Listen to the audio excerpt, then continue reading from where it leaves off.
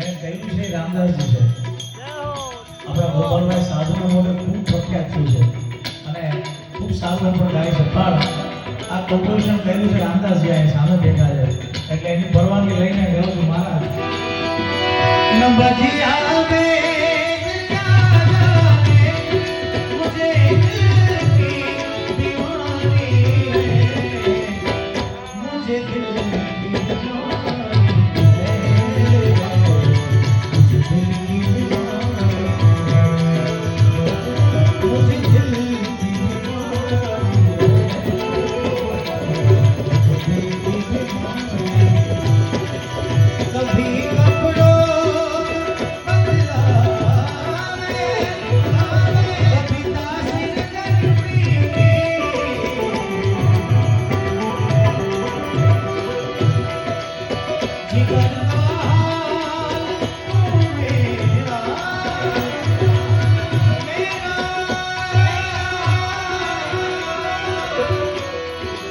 जिगर का हाल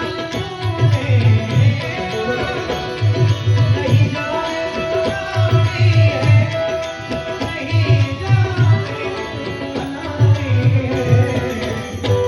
मुझे दिल